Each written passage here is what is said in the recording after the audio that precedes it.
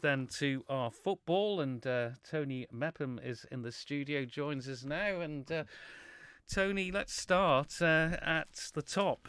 Corinthians 3, Ayr 2. What a spirited performance by Ayr, equalising twice. And, well, they had the champions worry. 2 minutes from time, they got a penalty and won it.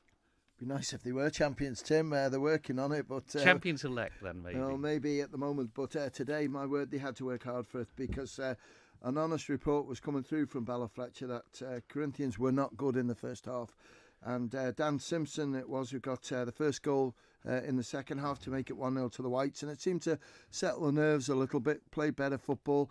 But then Sean Kelly, I think, scored from the penalty spot to make it 1-1. Chrissy Cannell got a goal soon after to make it 2-1.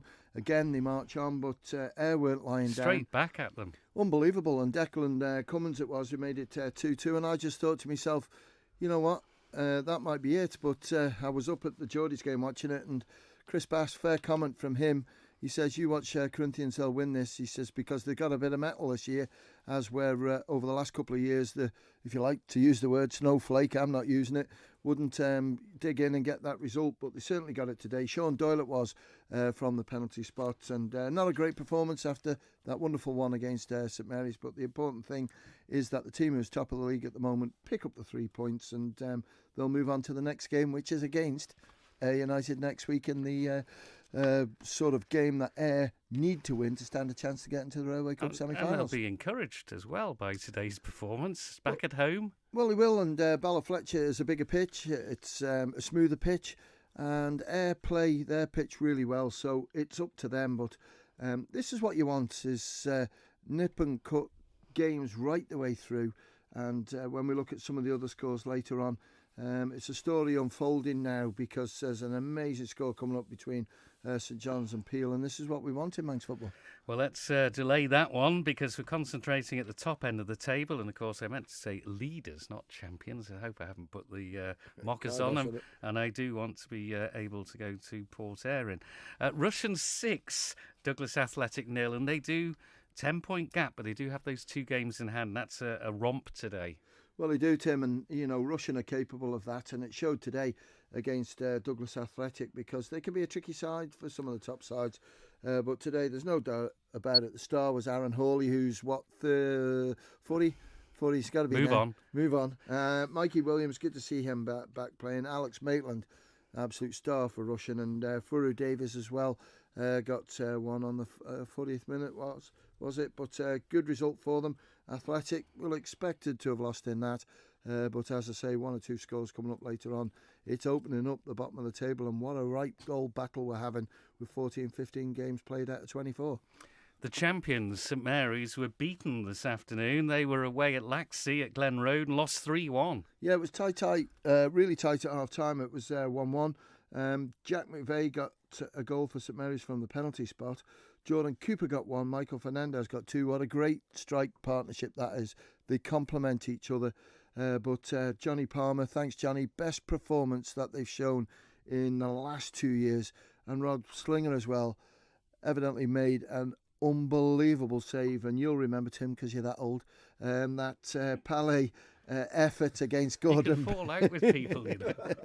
Palais save, or should I say Gordon Banks' save against Pele, unbelievable, and Slinger had one of them. Sorry, Rob had a great save. So well done to him. He's been struggling a bit with injury, but Johnny Palmer's brimming from that performance, and Lax will be looking to move on in the games that are coming up. I was 2 at the time. Yeah, right. So I've seen it in black and white replays. No, let's move to the rest of the scores then, and then that big one. Let's deal with St George's 4, Ramsey 1, the game you were at. And St George's are now just a point behind St Mary's. Yeah, they are. And now St George's today, when you look at that team, Tim, it's such a young team. And I was a bit late getting there from work, but Sean Quay had already been sent off. Bit of a fracas pushing and things around. And there was no issues with it. Sean had to go. But when I got there, it was 1-1. Jamie Garrett with the goal for Ramsey. For St George's, it was Kieran McNulty.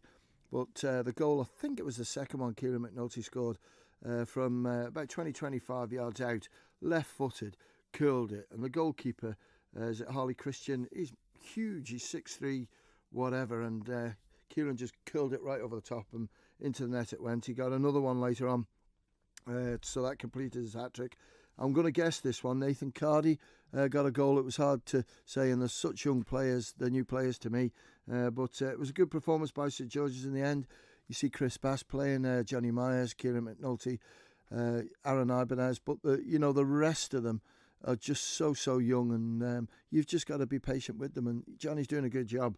Good performance by them. But Ramsey, I really don't see a problem in Ramsey staying in that league. I think they're good enough and they showed enough, and they're full of commitment, full of energy, and it was just today against a better side, and well done to Geordies.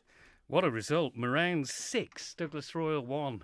And it was a cracker, because I was speaking to Lee Dixon and Chris Bass at half-time. They'd gone down and watched the first half of this one. 1-1 it was at half-time. And the goal scored for Moran was Cameron Avery. Good goal by him. But Callum Sherry scored an unbelievable header, I believe, because he was as if he was making his way back, just coming out of the penalty area. And the ball came up and he just headed it and it went in the goals. Lee just said excellent technique and a good goal by him. But unfortunately for Callum, in the second half he got sent off, which put Douglas Royal under tremendous pressure. Willie Cowley, excellent refereeing by him, well done Willie, and Moran just capitalised on that man difference. Cameron got another couple of goals, Matty Macquarie got 2 and Joey Rothwell got 1. Fantastic run by Moran, and when you look at the league table now, they're 8th, Tim, played 12, so they've still got games in hand, teams around them with 13 points. They're coming out of that danger zone big time, and as I say, in all the years I've covered Manx football, it's not very often you see a turnaround by a club like this in the top league, so credit to them. Well, in the danger zone, battle of the bottom 2, and the bottom team won. St John's 1, Peel 0. St John's have the bragging rights in the west of the island, and, well, it's turning into a bit of a crisis time at Peel. Well, it is. We were talking about it downstairs. I don't know if it was 95 when they were relegated. 96 they were in Division 2 and did really well in the Cups. Rick Holden was there then, and Rick, to me, played a massive part in transforming Manx football, making it more professional, and everyone stepped up a gear. And at the moment, Peel, for whatever reason it is, because when you read Peel's team sheet, it reads well. And I'm very, very surprised of their results of late. And that one today against St John's, taking nothing away from their performance. St John's are running out of time. They've only got 9 games left, but today, player manager took the responsibility, Callum Taggart, and he scored in the last minute of the game. So big result for them. Okay, it helps them, it puts them on 8, but they're still 3 adrift. Their goal difference isn't massive, minus 25. Peels is minus 15. Douglas Royal is minus 29, and Old Boys just above them is minus 21. But what a battle's coming on now, and with 2 weeks coming up of rearranged fixtures, it could change dramatically in the next 14 days. It certainly could. Let's move to JCK Limited Division 2. No game for the leaders, Union Mills, and defeat for the team in second. It was Onken 4, Ramsey Youth Centre and Old Boys 1. Yeah, an interesting comment came through. I won't say who said it. We might not win the league, this is Onken, but we'll say who will. And I think they could be right because, again, Onken are putting in some brilliant performances. And today it was Joe Rees taking the responsibility. I'm sure elder brother must be looking at the hair colour. David will be happy with that. But Joe Rees got 3. Billy Coulter got the other one. Still playing well too. Nick Hurt got the goal for Ramsey Youth Centre. They couldn't get the points. And Ramsey Youth Centre still in second in the league, but under a little bit of pressure now. Colby 10, Governors Athletic 1. 5-0 at half-time. Jordan Edge and Steve Callister with 7 of the goals. Jordan got 4, Steve got 3. Absolute brilliant performance by both of them, and that's coming from Tony Sewell, the Governor's Athletics manager. Ashley Blake got 1, David Thomas and Mickey Thompson. Nathan Punsai, it was, who got the goal for Governor's Athletic in the second half. Braddon 3, Foxtail 8. And, fair play to Braddon. They've done really well again today, and Nick Harvey got a goal, and I'll bring up how his coaching is, or how his goals are coming from a private coach from work, but I won't name and shame him. Luke Hegarty got one, and Lee Cura got the other one for Foxtail. Jason Chatwood again. He doesn't score as ones and twos, does he? He goes to the fours or eights or sevens, and he got 4 today. Charlie Harrison got 2. Liam Cannonball got 1. And just a little note on this, and I hope you're okay, Barton. Barton Bowman got injured and was taken to hospital. He was knocked out clean. So hopefully Barton is okay. He's a young lad. These things happen in football, but certainly we wish him well if there's any issues. Absolutely. Jim's 1, Douglas and District 1. Douglas and District, I think we've just got their scorer through, have we? No, not yet. Hopefully, if we can, please, the first team. But Barry Harding got the goal for Jim. So close battle there, and I think that's a good performance by D&D against a good Jim side. Absolutely as well. Yeah, Paul Rose 1, Michael 5. Good effort in this one because Kieran Quinn got a goal. Leon Thompson scored for Paul Rose from 25 yards, an absolute screamer. Kieran Christian got 1. Prince, we've got here, Pinto, Stephen Quayle, and Brockhurst, is it? Got the other one? Sorry, we haven't got your Christian names, but the important thing for Michael is the win. 3 points in the bag.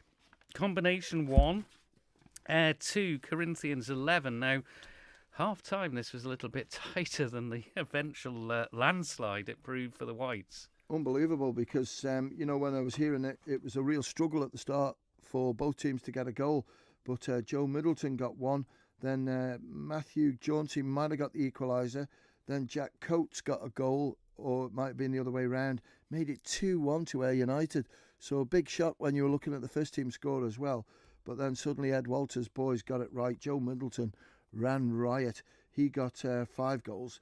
Lewis Radcliffe got 1. We've got Conor Gorman, who got a goal from the penalty spot. Joe Marquez, one of the promising young players coming through, he got 2. Tom O'Neill got 1. Carl Presley got 2 goals. The big thing about this, Tim, was that Corinthians actually went down to 10. Egon Sherrod got sent off. But then later on in the game, and this is where I think the major change come, was when Ayr United had 2 players sent off. So at one stage, game, then. Exactly, one stage, the game, Corinthians had 10 and Ayr got 9. It's another big 3 points for Corinthians, and Corinthians go 13 points clear of Peel at the top of the league. Yes, they do. Peel did win, though, 5-2 against St John's. Yeah, they did. And for St John's, Liam Harrison got 2 goals, 3-1 at half-time, 2 Peels. So good performance by them, but good to see him back. Big star player. Lee Gale, he got 2, 1 from the penalty spot. Daniel Lane got a goal. Matthew Shimon and Alec Kalongo, I think it is, got the other one. Good performance by Peel in the end, 1-5-2. They'll want Lee Gale back in the first team, won't they? Well, we've had a comment on that, and I think he will. Reece, I don't think Reece is going to play this year, but fingers crossed. Everything's going okay, but it's just a long road to recovery, and he'll be back soon. Yeah, I've got one cruel text in already saying, Koch out, Koch out. Koch will do a good job. He will. The players. Let's move to combination 2. Union Mills 8, Castletown 0. Good performance by the league leaders, and just looking at the table, Tim, puts Union Mills on 12 points played 12 for 36 points. Malou just behind them, played 13 for 29. They didn't play today, but Jason Gatt got 3. Jackson Gatt it is. Owen Shimon got 2. Henry Smith, impressive performance by the youngster. Andrew Maxwell got 1, and Lee Christian 5-0 at half-time, 8-0 at the finish. Governors Athletic 3, Colby 4. Great game this one. 3-2 it was at half-time to Colby. I think Colby was 3-0 up quite quickly, so Governors never gave it up. Good on him. I can understand as well. 6'3", is he? 6'4"? Conrad Kumar. If you hit him on a game of football, it's like smashing into a brick wall. He's solid. Really good player, good finisher, lots of strength, but my word, he's strong. But his hat-trick didn't matter because they were cancelled out today by Colby scorers. Jacob Wick got 2. Leo, Dean got 1, and Aaron Alcott got the other. It was Douglas and District 2, Jim's 3. Yeah, we've got the scorers just come through for Douglas and District's combination. Thank you, Dave. It was 1-1 at half-time. 3-2 at the end. Rick Delaney got 1. I think he'll be doing walking football tomorrow. Dylan Quayle got another goal. But for Jim's, it was Jack Spud Cannon, Jordan Birchall, Adam Johnson, and Alex Hamilton, I think, took a penalty. It hit the bar, and the reports are an hour later the bar's still rattling. So he did everything right, but he couldn't get it on target. And the final game is Ramsey Youth Centre 3, Onken 6. So Onken have had a great day. Well, they have. And again, when you look at these two teams, Tim, Onken and Ramsey Youth Centre, 3rd and 4th, it was always going to be a close battle, and Onken got it right 100%. Rob Byrne got a goal, Tom Lancaster got 2, Niall Stoddard, Ben Kelly, Bernard Aspinall. That's his first goal for a long time as far as I know. But for Ramsey Youth Centre, it was Andrew Crowe, Evan Johnson and Dylan Parrish who got the goals there. And just to clear things up, because we did mention about the FA Cup last night on Friday Sport, but that's going to be next Friday evening now. It is, Tim. It's a long drawn-out affair. The reason why it's like this, ECAP sponsors really want to do the draw. Because of COVID-19, it's proven a problem. They can't come here because of business and how things are in England with the lockdown. So it looks like we're going to get it all sorted now for this Friday, because we've got the ECAP FA Cup then, and we've got the Descartes Railway Cup semi-final draw, hopefully a week tonight. We just need to get a result from Geordie's. A week on Friday, this coming Friday, wasn't it? Or a week? This Friday? Yeah. This Friday that's FA not a week tonight. Sorry. No, a week tonight will be the Railway Cup. Semi-final draw. Right, okay. Okay. Yeah. So Willie Cowley says, thank you very much for the compliments, but he was actually refereeing at Pull Rose today. Yeah, that's just come through here, but, it's like everything else. We can only go with what information is given through us. Absolutely. But, Willie's going well. He's doing really well. So plenty of cup draws to look forward to next week. Then Friday night for the FA Cup, Saturday for the Railway Cup. And don't forget the big game that's coming up, which is FC Isle of Man against the Isle of Man national team. We've got some big releases. Next week, the Isle of Man team is out, and I believe Bassie's going to name the FC Isle of Man team, and then discussions can take place, and we await the game. Excellent.